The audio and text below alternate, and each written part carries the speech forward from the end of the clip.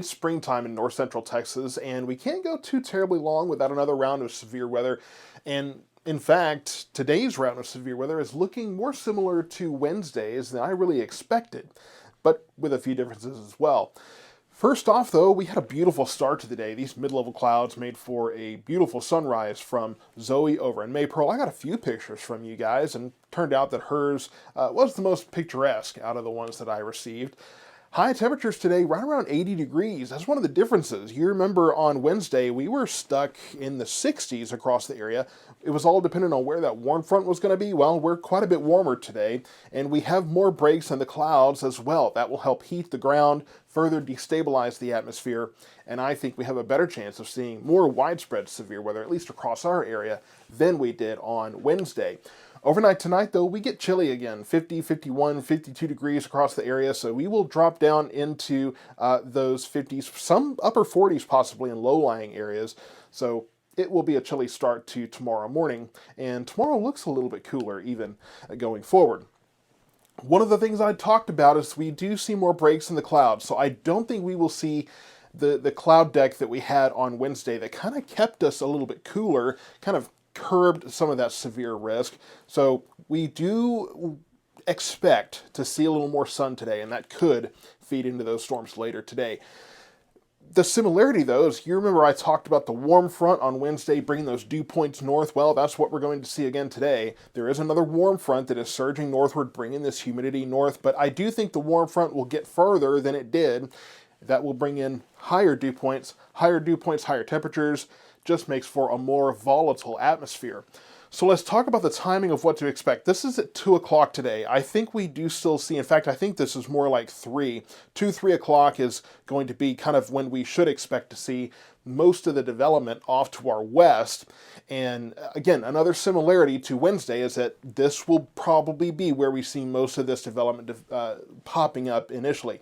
We look at 5 o'clock here, and I do think that, again, our southern areas will be the highest probability of severe weather.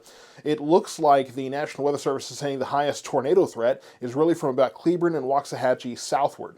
So I do believe that that will probably be the case. I think that that fits with the setup that we have today. And again, like I said, that similarity to Wednesday. This is 7 o'clock, though. We could see more storms behind that system. What's hard to tell, though, is this normally would be a lower severity system. I think the head of this whole thing has moved off to the east, more storms possible behind it, and if you remember on Wednesday, some of the storms that moved in behind that initial round were pretty intense. I mean, they brought a lot of rain, some of them brought hail, so we could see more severe weather behind this. I don't think the tornado risk is as big tonight as it will be this afternoon, but could still see some hailstones falling. And then by 9 o'clock tonight, I think we could see some showers and thunderstorms on the backside of this. I think as the backside of the low wraps in overnight, we could see a few showers, but I think by midnight, the heavy stuff has gone east, and we should at least be clearing out for the most part. I think tomorrow we're dry. I think there's a possibility that depending on how quickly the low pressure system moves through, if we're able to wrap enough moisture back around it to move back into our area, that could bring some showers early in the morning. I think by sunrise, though, and by the time we're getting out to go do things, walk the dog, go to Scarborough Fair, whichever kind of festivities we are partaking in tomorrow, I do think most of that will be cleared out. Here's what the Storm Prediction Center has put out for today. So we are under this enhanced risk, again, Dallas, Fort Worth, southward. This is the latest that we've seen, and I don't think it will change from this until later tonight. Of course, as the storms move through, they start to kind of cut away at it as it moves east. But I think for now, this is what we're seeing. So I don't think that we're going to see it cut down like Wednesday's was, where it was Cleburne, Waxahachie, southward.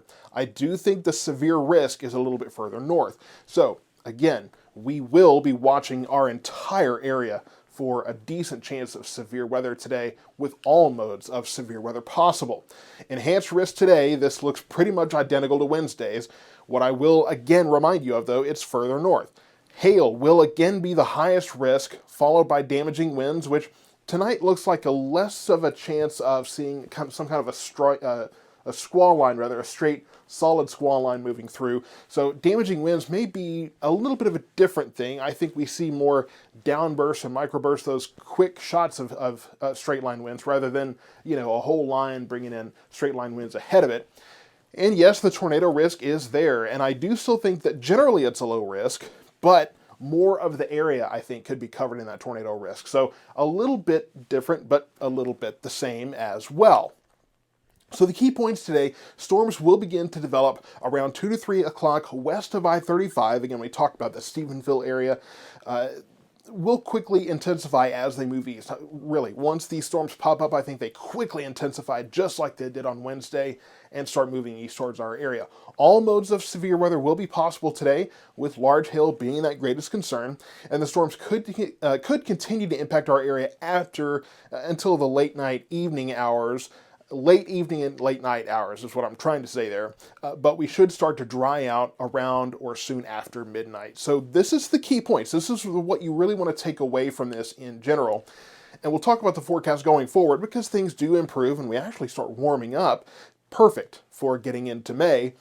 Today, severe storms later in the day. The next couple of hours, we'll start watching for that initial development. It is breezy out there, southeast winds 5 to 15 miles per hour. Again, those highs, 78, 79 degrees, quite a bit warmer, will make for a more unstable atmosphere.